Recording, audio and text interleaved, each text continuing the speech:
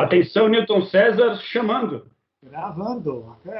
Aqui estamos. Manda um abraço. Tudo bem? Tudo em paz, cara. E aí? Tudo bem também?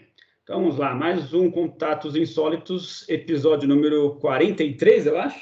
Acho que é 43, se eu não me engano. Se eu estiver errado na numeração, aí depois me perdoem, tá? Porque aí depois eu vou conferir exatamente o número. Mas acho que, se eu não me engano, é o episódio 43 ou 44. Agora fiquei na dúvida. Enfim, já não sei mais a numeração, cara. Mas o que importa é que o tema de hoje é quem você realmente é. Opa!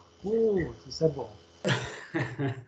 Eu sei que, obviamente, o título é provocativo, obviamente o título ele é demasiadamente ousado e ele parte de uma série de premissas, né, cara, que a gente poderia até falar sobre elas aí no início, mas é mais uma tentativa de a gente tentar embarcar e sair da obviedade que o paradigma predominante ele nos coloca, né, e que, lógico que nossa sociedade é formada por várias camadas de paradigmas, né, mas eu estou me referindo ao paradigma essencialmente materialista, né? E que aqui é legal também a gente deixar mais claro que o materialismo não é naquele sentido popular, né, daquela pessoa que gosta de acumular bens, né, ou se prende muito à questão, né, de comprar objetos e a compra, o ato de comprar faz dessa pessoa uma pessoa teoricamente mais feliz, mas ao fato de que o materialismo que dá origem a tudo, né, o sentido mais filosófico da palavra, que o mundo físico é constituído por objetos separados uns dos outros, que a vida surgiu por causa de um acidente biológico e hoje estamos aqui conversando através dessa tecnologia de ponta proporcionada pela internet por um mero acaso, cara. Então, assim, a coisa se desenvolveu a partir daí, choques de átomos que depois resultaram na química, que por sua vez resultaram na biologia, da biologia passamos para a parte psicológica, e a consciência em algum momento, magicamente, surgiu aí na ponta dessa pirâmide, dando explicação ao mundo que vivemos, né? Então, materialismo nesse sentido, né? Então, eu pensei, dei essa sugestão para você, né, para que a gente pudesse conversar a respeito disso, também pensando um pouco aí no túnel do ego, para que a gente desse uma explorada direitinho de como é que é formada a nossa personalidade e a nossa identidade, principalmente, né? E como que a gente toma isso pelo modelo definitivo a respeito do mundo, da vida e a respeito de nós mesmos, né? Então, mais ou menos, é em torno daí que eu queria começar esse papo contigo. Então, não sei se você queria falar alguma coisa também, aí depois a gente adentra nos tópicos propriamente ditos. Não, muito bom. Deixar claro, paradigmas existem. Paradigmas são formados a partir das injunções, dos experimentos que a gente tem para interpretar o mundo e cria modelos para interpretar esse mundo. Eles vão mudando, a gente vai crescendo, vai evoluindo e vai trocando os paradigmas. No livro da Revolução das Teorias Científicas, uma coisa assim, do Thomas Kuhn, ele lista 100 mudanças de paradigma. Então, a ciência vem mudando e continua mudando. Então, o problema não é ter um paradigma, o problema é aferrar-se a ele, achar que ele é a única explicação possível e é inflexível, né? E esse paradigma do materialismo, que é um deles, tem um grupo de pessoas que resiste a mudá-lo e serviu para interpretar uma parte do mundo durante um certo tempo, não dá mais conta do que a realidade apresenta, não dá mais conta de explicar como é. Você deu um resumo agora do problema difícil da ciência. A ciência não consegue dizer como a consciência surgiu do nada. Uma coisa imaterial surge a consciência. Não dá, eles não conseguem sair desse canto. Bom, depois a gente já conversou sobre isso, depois a gente vai desenvolver. É verdade. E é justamente essa inversão que a gente vai ser obrigado a fazer nesse papo, porque a gente parte do princípio, e é aquela palestra que, inclusive, você compartilhou comigo, né, cara, sobre o Bernardo Kastrup, lá no IONS, né?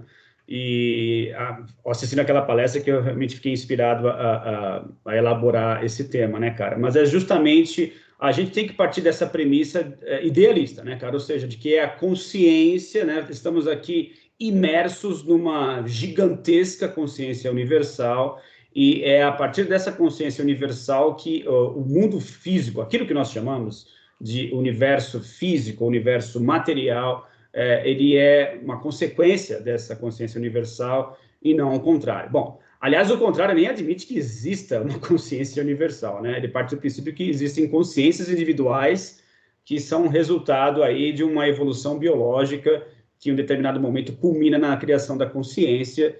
Nem se aventa a possibilidade de haver uma consciência universal, nem se chega nesse patamar. E acho que uma coisa importante também, Newton, é a gente, que acho que, pelo menos desse ponto de vista em particular, nós compartilhamos mais ou menos o mesmo tipo de ideia, de que não estamos fazendo aqui uma negação da importância do materialismo. Acho que o materialismo tem a sua função, ele tem o seu lugar. O problema é tomar o materialismo como um filtro pelo qual eu vou enxergar toda a vida ou toda a realidade. Aí realmente a coisa fica extremamente complicada, que é o que a gente vem fazendo nos últimos séculos, né? Eu acho que com o iluminismo, a Revolução Industrial, todos esses processos culturais que foram ocorrendo aí, principalmente no mundo ocidental, né? Ou como você gosta de denominar, da linha do Greenwich para o Ocidente, né, cara? De que tomou conta da nossa forma de interpretar a vida, né, cara? E eu acho que esse que é exatamente o problema. Assim como a ciência também, né? Que a gente vira e mexe, bate nessa tecla de que, muito pelo contrário do que possa parecer em um primeiro momento, nós somos fãs da ciência, acreditamos plenamente na eficácia e de que forma que a ciência realmente pavimentou a civilização moderna de uma forma que é irreversível e foi super benéfico para a humanidade como um todo, né? Então, não estamos negando a ciência, dizendo que a ciência não presta, apenas dizendo que a ciência ela dá conta de explicar parte da realidade, né? Dá conta de explicar a natureza, como a nossa natureza funciona, mas ela é limitada por si só, e aí eu acho que entra a mente do cientista, né, que também é um ser humano como outro qualquer, né? O fato de uma pessoa ser cientista não deixa de ser ser humano. Então, é uma pessoa com ego, com um ponto de vista filosófico específico, onde o materialismo ele também acaba entrando, né, e acaba moldando a pessoa a classificar a vida e a decidir daqui para lá é possível, daqui para lá é impossível. Eu defino os limites da realidade de acordo com aquilo que eu penso, de acordo com aquilo que eu acredito, e esse que é realmente o grande problema, né? Bem colocado. A questão parece ser, te ouvindo, me veio a seguinte ideia. A questão parece ser o materialismo ou qualquer outra verdade parcial se achar uma verdade integral. Ela não é. Ela é uma verdade parcial. Inclusive, de Greenwich para lá também isso acontece. A gente costuma elogiar bastante as filosofias orientais, e merecidamente, mas quando ela chega num lado disfuncional, por exemplo, negar o físico. O corpo físico é importante, você não pode negá-lo, você não pode recolocá-lo e dizer que ele é... Esse é uma das coisas um aspecto bem disfuncional. Ele não é pior, ele não é ruim. O problema é super enfatizar esse lado. Assim como super enfatizar o lado espiritual, está esquecendo que existe uma boa razão para estar encarnado. O grande problema é se achar o equilíbrio. Sempre que se cai num extremo, se entra-se num aspecto que é doentio, disfuncional, em qualquer lado, né? A gente está mais para o lado de cá, nossa cultura, nesse sentido, a gente teve mais acesso a isso. Mas o outro lado, a gente que vem estudando nos últimos tempos, também cai nessa armadilha. A questão é, verdades parciais cumprem uma função, elas são verdades parciais que nos ajudam a entender cada vez melhor a realidade total, ponto, mas são parciais. Exato. Requer-se coragem para dizer, até hoje, até o meu limite aqui, a própria ciência, os cientistas com C maiúsculo dizem, eu só vou até aqui porque é só até aqui que eu tenho ferramentas, daqui para lá eu não opino. Os que são com C maiúsculo dizem, eu não opino, não dizem não existem. Os com C minúsculo dizem não existe. Legal, verdade. Concordo. Mas vamos lá, cara. Então, assim, vamos partir dessa ideia do mundo, ou do universo, ou do paradigma idealista, né, de que a consciência universal existe e aí entramos no mundo físico, né? Então, na descrição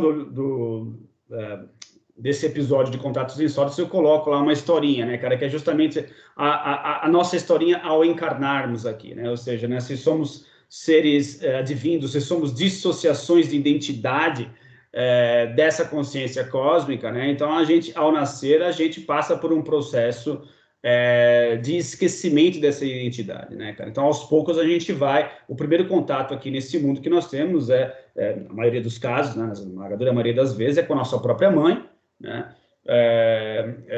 Ainda dentro do útero existem aí relatos, aí o Groff, ele fala muito sobre as experiências transpessoais, onde existem aquelas experiências intrauterinas, e as pessoas relatam isso com bastante frequência, né?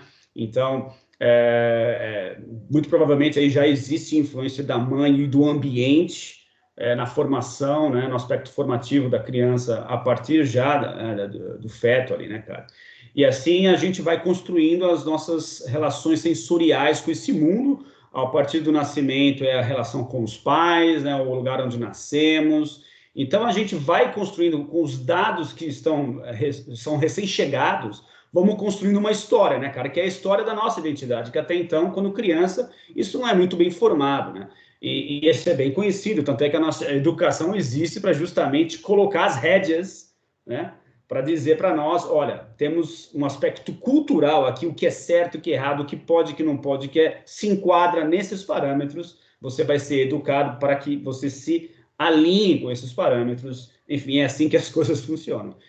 Então, assim, a criança vai sendo, aos poucos, moldada, primeiramente pelos pais, né, que é a primeira referência que nós temos em relação a essa parametrização, em relação ao que é certo e o que é errado, em relação ao que pode e o que não pode, né?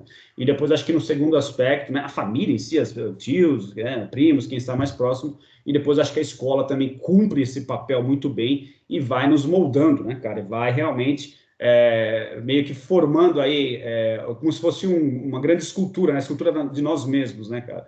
Em relação com o cisel ali e o martelo, moldando a nossa personalidade a partir daí, né, cara? Então, bom, você queria já fazer alguma referência sobre isso? Não dá problema.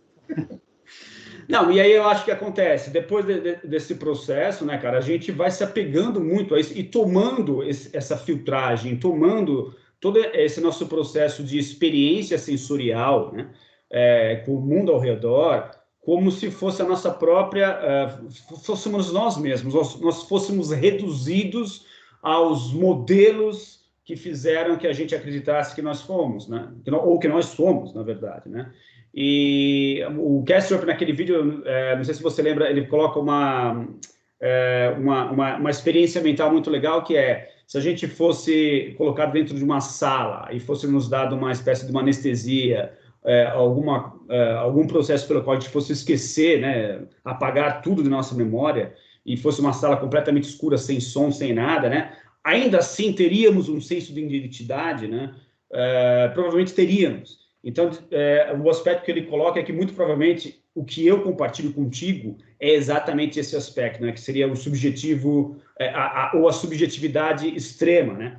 A gente conseguir ter essa imagem mental e compartilhar dessa ideia. E não só eu e você, mas os outros animais, né? Os vegetais, de uma certa maneira também, com esse blank, né, cara? Essa escuridão total, mas haveria ainda uma ideia de algo experimenta, né? Alguma coisa está ali experimentando ou está pronta para experimentar o que vier, né, cara? O que vier a partir de então, né?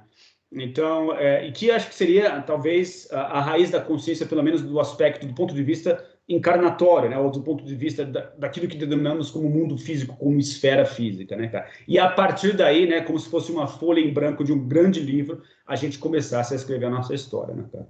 Então, essa é a analogia que eu faço com a criação da identidade, a partir dessa perspectiva do idealismo, a visão do Bernardo Kastrup, etc. Bom, antes de mais nada, uma das muitas coisas boas que aconteceram dos nossos papos foi eu ter tido acesso a esse personagem que eu não conhecia. Você me apresentou, que eu estou estudando muito e tal, e o resumo que você fez, principalmente da parte depois da formação básica da personalidade em diante, da parte da influência cultural, é o que eu estou pegando dele, do pouco que eu estou conseguindo ler, estudar agora. Mas pelo que eu vi, ele não foi muito para antes, né? Que ele ainda está pesquisando, que é o seguinte, por incrível que pareça, existem já mapas, existem cartografias que falam de momentos anteriores à encarnação. A encarnação é logo depois, antes do processo de aculturação. E esse é um aspecto que eu tive, como isso está diretamente envolvido com consciência, então eu tenho mergulhado nisso faz um tempasso. Então, vamos para algumas coisas. Doutora Margaret Mahler, húngara, naturalizada norte-americana, psiquiatra, médica e, segundo os especialistas, o ser humano que mais tempo e energia dedicou a estudar comportamento de crianças. Conclusão geral dela, depois de 63 anos de pesquisa com criança.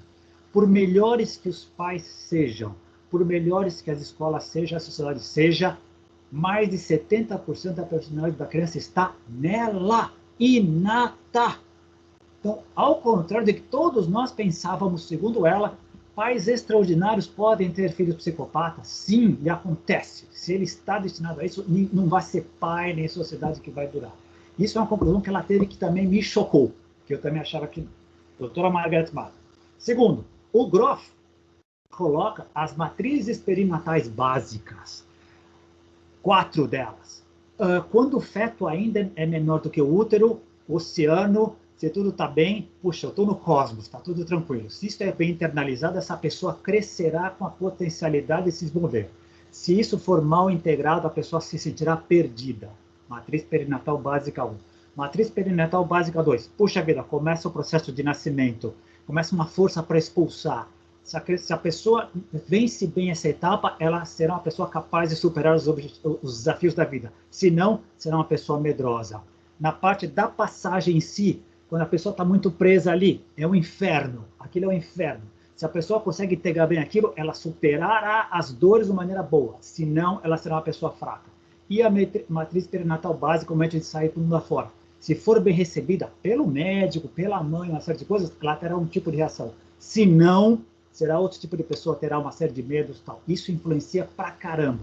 Stanislav Grof fez esse trabalho com 5.500 pessoas para listar esse tipo de coisa para chegar a isso. Então, influencia.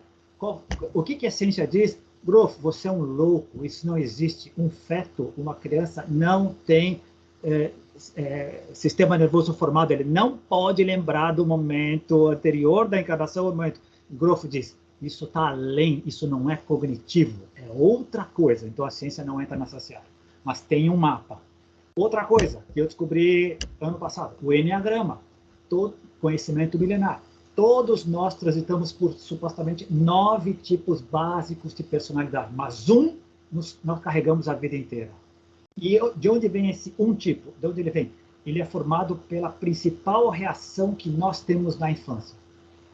São 7 pecados capitais, mais medo e a raiva. Então ou orgulho, ou luxúria, ou gula, claro, usando metaforicamente, mas é uma reação de nós crianças por alguma coisa que aconteceu na infância. Todos nós, não escapa, parece que não escapa, por mais que seja determinado. E também, é uma máscara que a gente usa, que, onde é que a gente pode perceber? Quando a gente atua automaticamente, a gente reage, não responde. E todos nós fazemos isso o tempo inteiro. Cada um tem um tipo. Não depende dos pais, não depende da educação, não depende da cultura. Enneagrama. Outra, Jung, processo de individuação, 5 tipos.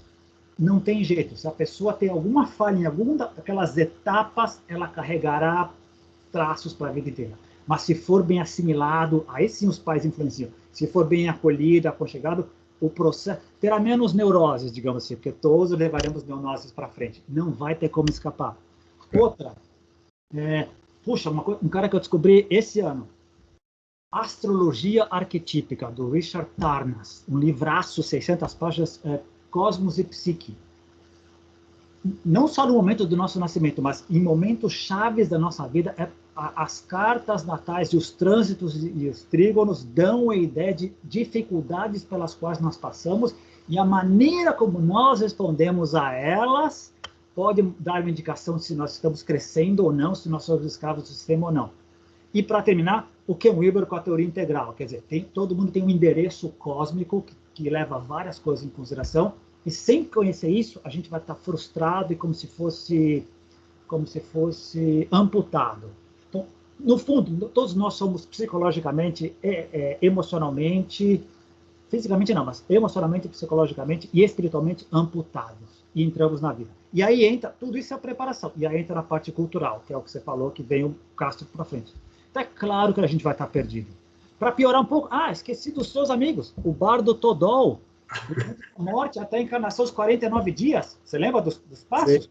Sim. De repente, não viu a clara luz e não entrou, não saiu do samsara, ferrou, cara, vai voltar para cá. E a maneira como a pessoa interpretar, se for bem assessorada ou não, vai influir diretamente na encarnação e vai trazer isso para a vida. Então, tudo isso é pré, cara, é pré, imagina. Isso foi pouco que eu coletei, imagina que eu não vi ainda, que a gente não sabe. É extraordinário. É um oceano de possibilidades assim que a gente não consegue conceber, né, cara? Agora, onde é que a gente vai? Só para concluir. De repente, pessoas como nós nos tocamos disso. Legal, tem um cativeiro. Eu não sou só isso. Tem mais coisas, o que fazer. E é aí que a gente vai entrar a jogar. É aí que começa a brincadeira. Aí sim a coisa fica legal, né? Mas, cara, você tocou num ponto, obviamente a gente inevitavelmente ia cair nesse momento, né, cara, que é justamente, poxa, mas se você parte do princípio que está encarnando, né, então, na verdade, existe alguma coisa que foi pré, né, algo anterior, né, e é justamente as encarnações anteriores, né, você tem aí o hinduísmo, o budismo também, né, e aí a gente pode também, já teve algum papo lá atrás, eu não sei se na época que a gente gravava ou anterior a isso ainda, que a gente mencionou sobre o fato da gente nascer numa mesma família, né, e possuir irmãos, e como é que pode, né, e recai um pouco sobre isso que você mencionou, sobre essa pesquisadora, de como é que pode irmãos criados, nascimentos muito próximos uns dos outros e criados da mesma maneira, pelos mesmos pais, nas mesmas escolas, né, com os mesmos avós, terem personalidades tão distintas, né, e, além disso, né, virem com predisposição para certas questões ou para certas habilidades ou para certos interesses que a família em si não possui interesse ou não possui ligação com aquilo, né? Por exemplo, crianças que nascem com uma predisposição para tocar um instrumento musical, com uma habilidade de nascença praticamente, né? Inexplicável de sentar na frente de um piano, por exemplo, e começar a tocar. Né? Ou outras pessoas, no meu caso, por exemplo, que eu cito como exemplo também, de não ter ninguém, nenhum outro irmão, ou ninguém na minha família, nem meus pais, de terem alguma ligação, algum interesse por ufologia e eu ser tão aficionado, ser tão paranoico em relação a esse assunto, né, cara? E outras pessoas com outras habilidades diversas para desenho, para artes. Então, eu acho que é um indicativo muito forte de que realmente a pessoa traz uma carga, né, positiva, muitas vezes negativa também, mas né, não podemos negar, mas há uma carga, de qualquer maneira, que é trazida, né, e de que acho que ela passa por um momento ali de esquecimento por questões, enfim, da mecânica da coisa, da maneira como funciona o processo de nascimento, o processo encarnatório, eu acho que obrigatoriamente ele passa por essa instância de esquecimento, né? Mas eu acho que também, se existe a possibilidade de a gente relembrar, de ter acesso a técnicas para que você volte a lembrar, ou da própria consciência, a tomada de consciência, né, cara? Ser um processo de retorno, digamos assim, que metaforicamente a gente fala de um retorno para a luz, eu acho que também faz parte desse segundo nascimento, digamos assim, você tomar consciência dessas coisas, né, e passar a entender o que você é de fato, né, integralmente, e se desvencilhar desse ego formado ou dessa identidade criada, né, por uma série de fatores, né, o cultural que você mencionou é um deles, né, a convivência com os pais e outras coisas aí, traumas durante o nascimento e uma série de outras questões que vão moldando essa personalidade, né, cara, mas realmente existe muita coisa em jogo aí e esse destrinchar é o que a gente está tentando fazer agora no momento, de uma forma, obviamente, super limitada, apenas intelectualizada. Minha cachorra até se manifestou agora aqui. Mas o que é interessante que o Kastrup coloca exatamente, cara, é que esse aspecto do exercício daquele que experimenta, né, de não ser apenas uma questão humana, e isso também acho que é um grande tapa na nossa cara, né, assim como a cadela acabou de latir aqui, ela também passa por um processo semelhante no sentido de que ela também é o experimentador dentro da realidade dela, né? Os outros animais também são experimentadores, né? Também são dissociações de identidade dessa grande consciência cósmica, ainda que em experiências completamente diferentes das nossas, né? Mas que são proporcionadas pelos seus sentidos, né? Os sentidos dos cães são completamente diferentes dos nossos, assim como de outros animais, né? Morcegos, enfim, peixes, cada um de acordo com o seu habitat, né? Vão moldando e vão filtrando, puxando dessa realidade aquilo que os seus sentidos permitem, né? E eu acho que, do ponto de vista, nesse nível hardcore, ou seja, esse nível basicão da experiência dentro do quarto escuro, né, sem memória, de que todos nós compartilhamos, cara, é um grande tapa na nossa cara, né, cara, no sentido de que, poxa, como a gente maltrata a natureza, como a gente parte do princípio que somos superiores e temos essa obrigação de ter uma relação predatória com a natureza, né, cara? Isso realmente, para mim, é bastante chocante. E a gente que tem mais contato com animais, por exemplo, domésticos, a gente percebe que aquele ser ali ele tem uma individualidade também, né? Não é humano, né? Mas também seria muita pretensão de achar que os seres humanos são as únicas criaturas conscienciais, né? E por mais que não haja consciência no sentido humano ali, existe um experimentador que possui um tipo, sei lá, digamos, primitivo de consciência, digamos assim, um tipo mais simplório, mas há também ali uma consciência de um certo nível, passando por uma experiência com a gente, né? E nessa inter-relação que a coisa, eu acho, como se fosse um papel em branco, né, cara, e uma caneta, ou um lápis de cor, que a gente vai construindo essa realidade em termos de significado, de importância, né, cara, ao longo dessa convivência por aí por volta de 80, 90 anos, se dermos uma grande sorte, talvez 100 anos aí, de experiência nessa encarnação que estamos aqui e agora, né? Num espectro de consciência gradual, o ser humano de todas as criaturas da Terra estaria no topo? Não há dúvida, não se questiona isso. Agora, funcionando disfuncionalmente, ele acaba se achando o dono da coisa, escravizando todas as criaturas, inclusive outros seres humanos, né? E aí a gente está o cenário que a gente está hoje. Aparentemente, é crença, mas tudo indica que assim é a consciência cósmica barra o profundo, barra o tal, barra o nome que a gente queira dar, antes do Big Bang, deu início à coisa toda, e a consciência, a apreensão, como diz o Alfred North, a apreensão que é o nível de senciência existe em tudo, do quark ao Einstein. A diferença é a gradação. A diferença é a gradação. De novo, a gente já falou sobre isso num dos nossos exemplos, se foi gravado ou não. A célula do estômago está lá, ela tem consciência, ela tem algum tipo de consciência? Tem. Ela sabe o que é alimento ou o que não é alimento. Ela sabe o papel que ela tem que fazer. O grau de consciência dela é mínimo. Ela não sabe o que o cérebro faz, ela não sabe o que o intestino faz, ela faz a parte dela do estômago. Aquilo ela sabe o que tem que fazer. Ela sabe se reproduzir, talvez saiba que vai morrer ou não, mas ela cumpre. Tem um nível de senciência. As plantas têm, os outros animais têm, todos têm, num nível de gradação. Mas nós chegamos no pico da pirâmide da pior maneira possível. Disfuncionais, como a gente falou, com nível muito baixo de consciência, a maioria da população mundial egocêntrica ou etnocêntrica no máximo não consegue se enxergar partícipe de um sistema harmônico, apenas partícipe. Pior, responsável, tripulante da espaçonave Terra, responsável por conduzir a espaçonave adiante, com consciência. E a gente está marcando tocas o tempo inteiro. Mas, de novo, você colocou, é super legal. Tem uma parte que vem antes, a parte transpessoal que nós trazemos, que supostamente, vamos colocar como o karma, nos limita um pouco a nossa área de atuação. A gente não pode chegar com qualquer tipo de liberdade para fazer qualquer coisa. Tem limites aí, mas ele não é total e absoluto. Tem uma parte para criatividade. Eu posso reagir a isso. 2 exemplos. Quando o Grof faz os exercícios da respiração holotrópica, que a pessoa volta e tal, a pessoa pode fazer 10 exercícios desses, ela terá 10 experiências diferentes. E segundo ele, a nossa inteligência, o nosso ser, o nosso self, saberá aonde ir e que problema abordar naquele momento. Pessoas que fazem exercícios de regressão de vidas passadas, a gente teve centenas, se não milhares de vidas. Voltaremos para aquelas que são mais complexas para essa existência aqui.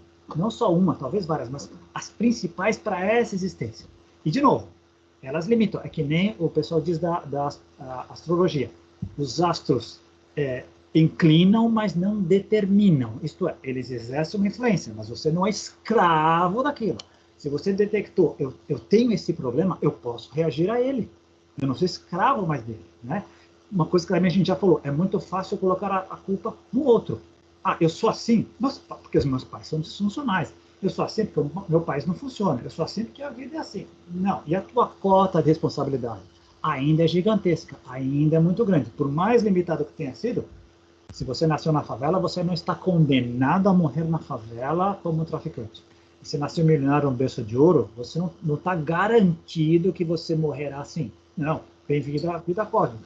E para terminar, deve ter uma boa razão, se não mais do que uma, provavelmente mais do que uma, para a gente não lembrar de todas as encarnações anteriores. Primeiro, acho que a gente já fez esse exercício. Já pensou lembrar das 3.000 esposas, os 4.000 maridos, os 70.000 filhos? Não teria condição. Para ter uma validade, tem que ter uma zerada e ter alguns flashes e algumas tendências e tudo aquilo que a gente já falou que vem da encarnação para aí começar o jogo.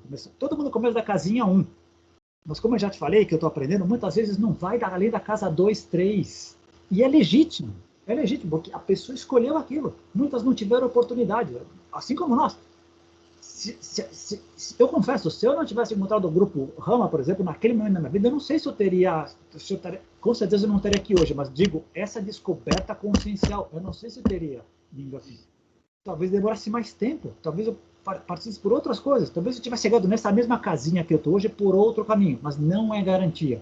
Mas foi uma oportunidade que foi me dada e eu abracei e fui. Outros também tiveram do meu lado e não abraçaram. Seguiram outros caminhos. Talvez estejam em outras casinhas melhores ou piores. Mas a gente não pode esquecer. Temos um grau de possibilidade de criatividade e domínio de exercício da nossa liberdade grande, não é pequeno, é grande.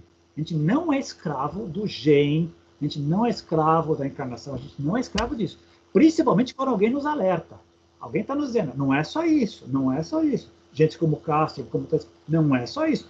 Os místicos lá atrás, mesmo Einstein, Newton, todo esse pessoal, não é só isso. Isso explica uma coisa, não é só isso. O que é que vem depois? Poxa, vamos pesquisar. Vamos pesquisar. Cara, e tem dois aspectos aí que eu queria abordar. Na verdade, são três. Deixa eu ver se eu vou conseguir lembrar, cara, porque são três aspectos bem diferentes do que você tocou, mas acho que é para dar uma ampliada naquilo que você havia mencionado. Bom, o primeiro deles é em relação a o que a gente normalmente tenta estabelecer como uma questão visual, né, que é estar no topo da pirâmide da cadeia alimentar, o ser humano ali no topo, em relação a todas as outras criaturas, em termos de inteligência, etc., né, e de que no planeta Terra realmente não haveria comparativo. Do ponto de vista realmente de realização, né, de transformação do ambiente, realmente não dá para a gente comparar. Mas existem seres, por exemplo, como os cetáceos, né, os corvos, que possuem também inteligência voltada para um outro braço dessa realidade, ou um outro túnel da existência, em que eles possam estar se desenvolvendo também, que é tão legítimo quanto, né, cara? E considerando o planeta Terra. Agora, vai saber o universo afora, em outras localidades, em outros sistemas, o que a natureza pode ter proporcionado em termos de evolução, em termos de inteligência, digamos assim, ou consciência, né, cara? A gente não tem nem ideia. Então, como referência local faz sentido, mas se você abrange aí o universo como um todo, a gente passa a ser simplesmente um átomo, né, num universo aí imenso de possibilidades, né, cara? Esse é o primeiro aspecto. O outro é em relação a essa questão que você falou, poxa, eu não sei se eu não tivesse, talvez se eu não tivesse encontrado a missão Rama lá atrás, eu hoje estaria diferente. Bom, com certeza você estaria diferente, mas eu acho que existe, e aí fazendo um apelo àquilo que é demonstrado no filme Contatos Imediatos do Terceiro Grau, que é aquele chamado interior do personagem lá, o Richard Dreyfuss, né? Que é algo dentro dele o impele a buscar, né? Tudo bem que no filme ele leva isso até as últimas consequências, mas acho que fora as pressões externas que nos tendem a moldar e a ficar centrados ou ficar restritos, digamos assim, a uma visão de mundo específica, eu acho que existe uma outra briga de dentro para fora, de algo dentro de você te chamando para alguma coisa, e eu acho que se esse chamado interior ele encontra as condições corretas, em um determinado momento ele vai aflorar, e mesmo que você não tivesse, sei lá, encontrado a missão Rama, Talvez, né, em outras circunstâncias, você teria pegado uma outra via aí e chegado em um lugar não exatamente igual, mas parecido, né? Então, eu acho que tem esse aspecto interior também que conta bastante, e ele é mais ou menos ouvido também de acordo com a nossa elasticidade, cara, e percepção de que somos mais do que aquilo que o nosso ego está dizendo que somos, né? Então, pessoas com ego ou com uma personalidade muito forte tendem a ter extrema dificuldade em aceitar que elas são mais do que aquilo que o ego delas determina, né? E essas pessoas realmente vão ter uma tendência a não ouvir esse chamado interior e abafá-lo e fingir que não está acontecendo nada. Ao passo que as outras pessoas que percebem, essa questão de ego, de identidade, não me parece, está estranho, está suspeito, né? E vou abrir as portas da minha percepção aqui, eu vou tentar entender melhor quem eu sou. Essas passam a abrir espaço dentro delas para que esse chamado finalmente tenha alguma voz, né, de uma forma, sei lá, porosa, assim, isso consiga sair, né, e ganhar uma dimensão que a pessoa passa a realmente desconfiar. Opa, peraí, eu sou mais do que isso, eu não sou apenas o meu ego, e aí a transformação ocorre, né? Então, eu falei dois aspectos, né? Tinha um terceiro. Estou contando aqui, eu tô... Cara, e agora? Eu falei que eu tinha uma grande chance de esquecer, eu acho que eu acabei esquecendo, cara. Mas tudo bem, não vamos quebrar o fluxo, não. Eu esqueci desse, depois se eu lembrar, eu retorno aí. Eu vou tomar liberdade, eu acho que você vai... Eu vou começar a anotar para não perder, até porque daí... Não, acaba esquecendo, cara, muita coisa. Eu vou comentar o que você falou aí. Do primeiro ponto, puxa, eu acredito, não tenho certeza, mas eu acredito que em outros planos de ocorrência ou em outros multiversos daqui, os dinossauros não foram extintos, de alguma maneira eles continuaram tomando conta daqui e nós não aparecemos. Ponto. Em outros universos, multiversos ou planos de ocorrência, os golfinhos tomaram conta da brincadeira, são eles que estão reinando aqui, e outro tipo de planeta e tal. E voltando, reforçando, a única criatura que manipula o planeta de tal maneira a torná-lo pior do que ele era é o homem. Nenhuma outra faz isso. Esse é o ponto. Segundo ponto, puxa, você tocou num ponto fundamental. Estou fazendo uma revisão do último livro do Jorge Trócoli, chamado Fatori, que é genial, e vou ajudá-lo a publicar e colocá-lo no ar aí, né, gratuitamente. O tópico principal são os chamados, que ele falou, chamados. E os chamados acontecem sempre, não só um, são vários. E eu já senti vários, vocês já sentiram vários, e todas as pessoas que tiveram um mínimo de percepção sentem isso. Tá? Acontece que a experiência mostra que nós nem sempre os atendemos, por várias razões. Conta muito o momento da vida, conta muito quem fez o chamado, conta muito a circunstância que aconteceu, conta muito quem estava do seu lado no momento, tem muitas variáveis. Aparecem outros, mas nem sempre a gente atende. E às vezes, tem outra coisa também que é muito importante. Além dos chamados, existe uma coisa que eu aprendi na vida, que é o timing. Existe o timing certo e o timing errado. E o timing certo, vou corrigir. Existe o timing certo e vários timings errados. Porque se você perdeu o timing certo, todos os outros não vão ajustar. Né? Então, isso conta muito. Isso é do jogo cósmico, como diria o grande Groff. É do jogo cósmico, né? Isso conta muito. Concordo com você. É certeza que se não... Todos os chamados que não atendemos nos mudaram. Fizemos outras opções e tal. Mas é importante que... E depois que a gente entra nesse caminho espiritual, se a gente ficar ligado, que é o que está acontecendo comigo hoje, muita gente ao meu redor, você identifica, escuta todos eles. Todos eles. E, especificamente no caso de Rama, foi muito interessante, porque tinha que ser um chamado, atendi, entrei e percebi que era um caminho. É o que eu quis conversar com Verônica, com o Carlos Paz, não consegui com Verônica. Era um caminho que era um trampolim para eu partir para outra. Não era o único caminho que existia, como Carlos Paz achava e como Verônica talvez ainda ache. Não é o único caminho, é um caminho para algumas pessoas, não para todos nós. O caminho que eu estou hoje é muito maior, muito mais amplo e que engloba. É que é a ideia da teoria integral. Tem coisas que é muito maior. Vamos transcendendo e integrando todas as outras coisas. Exemplo, os extraterrestres são geniais? Os extraterrestres são geniais. Mas dá para comparar a genialidade dos extraterrestres mas com a consciência cósmica? Putz, não. Eles ainda são um ólon. Eles ainda são parte desse todo que é muito maior. E que a gente está junto. Estamos nele. Como criatura senciente, estamos todos nessa holarquia que vai embora, infinito para cima, infinito para baixo. Que é fascinante. Esse papo que a gente tem, Quem está fora está achando que são dois malucos que fumaram baseado de má qualidade, feito no Paraguai, nada contra a República do Paraguai, que não está nem entendendo. É o que aconteceu comigo quando eu li a primeira vez o livro do Ken Wilber. Mas quem está metido nisso, e como a gente caminhando, a gente tá sacando o que está vendo. E essa é outra coisa. Olha o nível. Você conversa com as coisas com as faixas. Escutando o Bernardo Castro e lendo o book que eu já li, ele não fala para todos os públicos. As pessoas não têm condição de entender. Então, ele usa muito da ironia, mas ele não baixa o nível, porque ele sabe que ele não quer conversar com aquele tipo. Você chegou a ver ele conversando com o Dean Radin, dizendo, Dean, com todo respeito, você não precisa se rebaixar isso, você não precisa criar 90% de probabilidade para mostrar que é usado. Se você mostrar 1%, já é muito para eles, eles têm que se virar, não você. Isso é o paradigma do lado de cara, eu tenho que provar que a ciência não dá conta. E ele tem razão, não, você não precisa provar, eles é que tem que provar que esse 1% não fecha. Né? Então, trazendo para o fenômeno OVNI, não, você não precisa provar que 90% dos casos OVNIs não tem explicação. Mostra e pede explicação que já quebra toda. Você tem que mudar toda a estrutura paradigmática. E essa sacada dele é uma das muitas geniais que ele tem. Mas ele não baixa, pode ver, ele não baixa o sarrafo. Até onde eu estou vendo agora, ele não baixa o sarrafo para discutir aqui. Ele sabe o público dele. Ele discute com esse público dele. Assim como nós temos os nossos também, né, cara? Não tem jeito. Mas, cara, você tocou num ponto que eu acho que é fundamental aqui, e ele volta ao descritivo desse episódio, cara, que é o seguinte: existe a questão da paixão pela identidade, né, cara, que eu coloco no descritivo, e acho que é importante frisar aqui, porque essa dificuldade que muitas pessoas têm em sair dessa caixinha, né, que nós criamos, daquilo que nós somos, né, em direção àquilo que cada pessoa realmente é, e no fundo, né, no âmago daquilo que nós somos enquanto espíritos ou consciências cósmicas, aquilo que todos nós somos.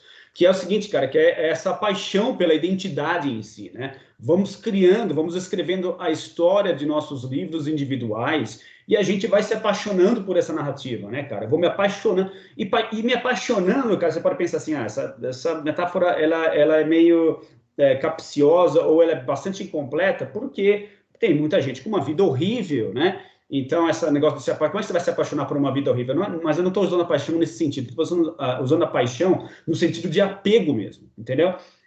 Porque é a única forma que você tem ali naquela encarnação de interpretar as coisas diante daquilo que você vivenciou, diante da sequência de eventos que você vivenciou, né, cara? Então, eu estou me referindo à paixão nesse sentido de apego àquilo.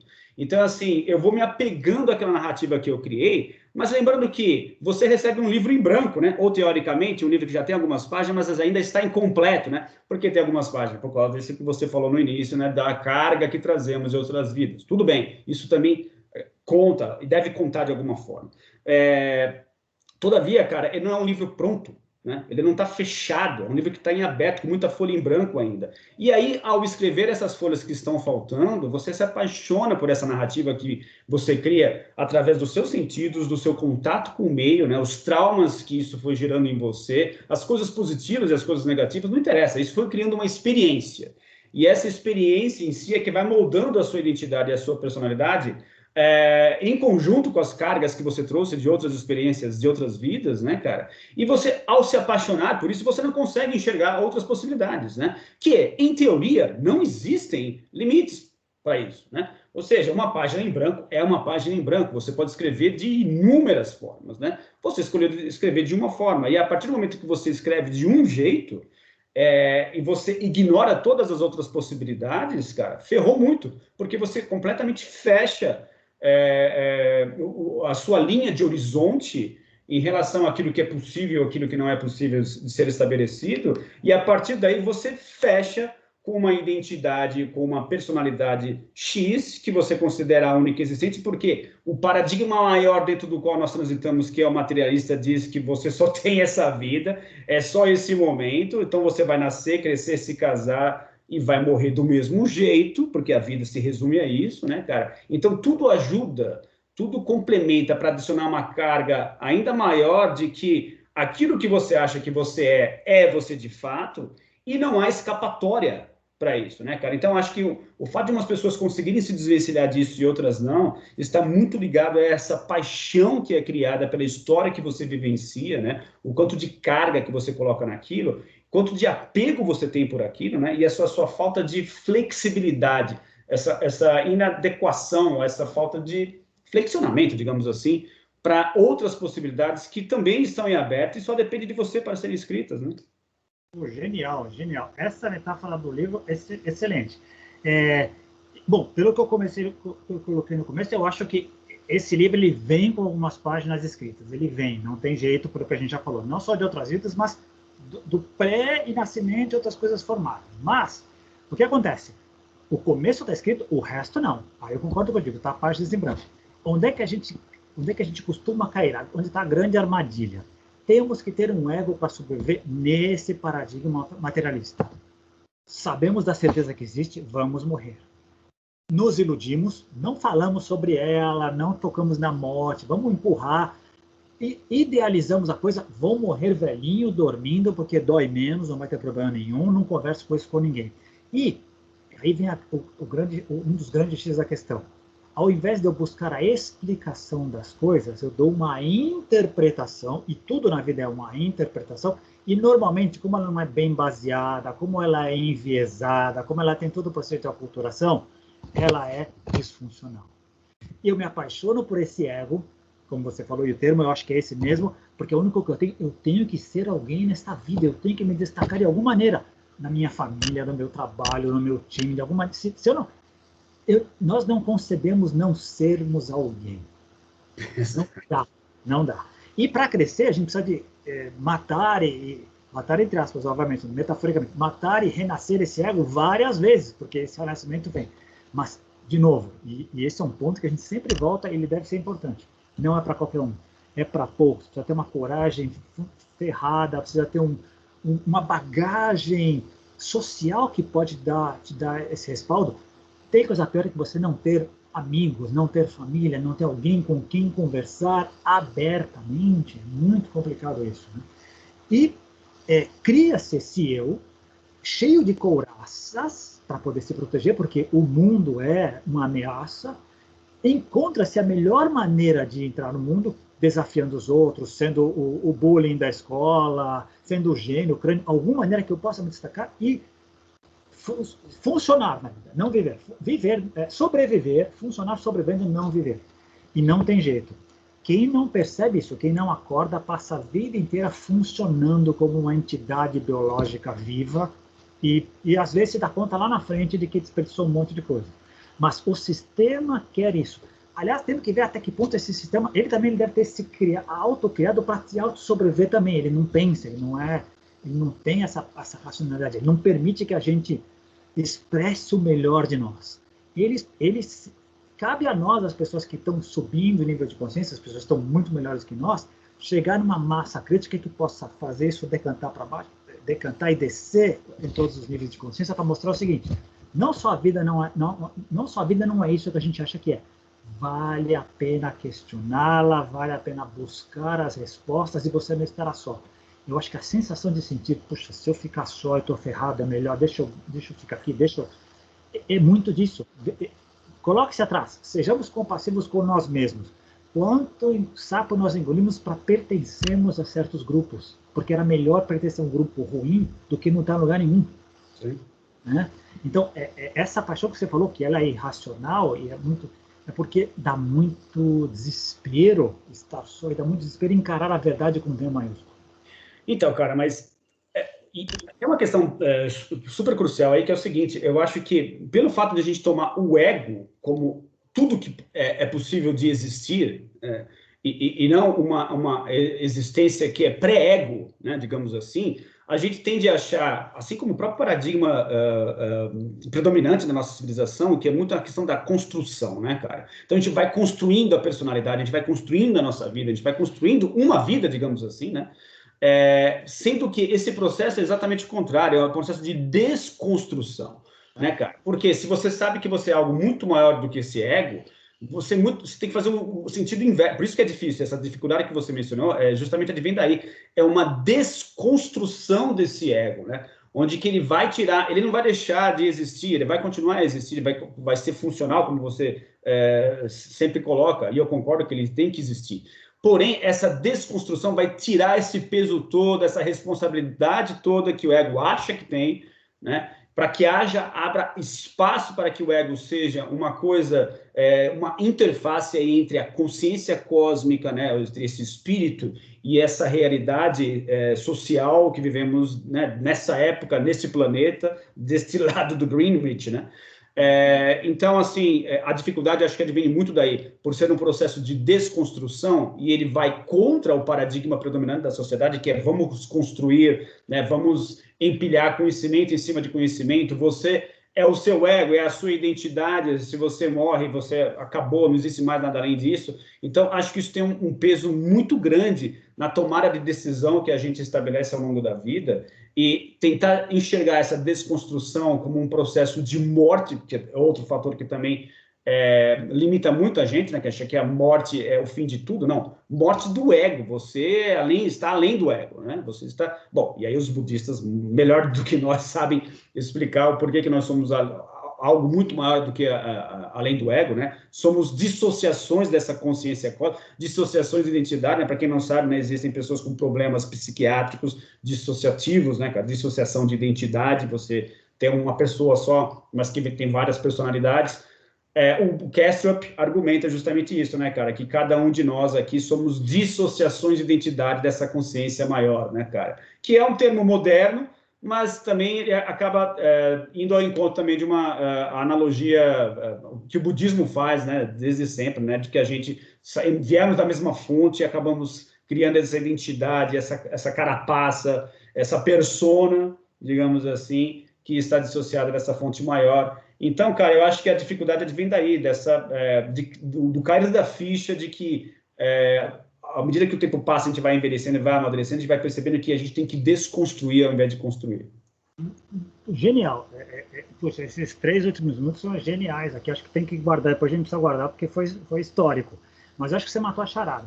Se a pessoa filtra o mundo pelo paradigma materialista, para ela só o ego existe.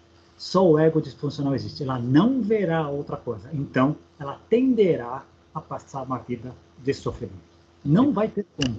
Ela vai passar a vida inteira com medo da morte, vai passar a vida inteira achando que tenho que acumular coisas, tenho que comer o máximo que der para comer, tenho que me divertir o máximo que eu puder me divertir, porque só isso que existe. Quem filtrar o mundo por isso? Então, cabe às pessoas que se desenvolvem espiritualmente transcendem esse paradigma e enxergam outras coisas. Aí, elas vão além do túnel do ego, porque o túnel do ego faz isso. Ele, a partir desse paradigma, eu não enxergo nada que está fora dele, porque é assim que eu vou sobreviver. Quem consegue passar por isso, e aí consegue... E o mais legal a gente tem uma ideia, porque todos nós começamos da casinha 1, 2 e 3, a gente tem ideia do que é viver a vida só isso, só nesse sistema. A vida é só isso, então só me resta viver o máximo possível, aproveitar cada momento, porque eu não sei se eu estou aqui amanhã, gastar, sobreviver. Agora, isso a gente sabe o que é muito pequeno.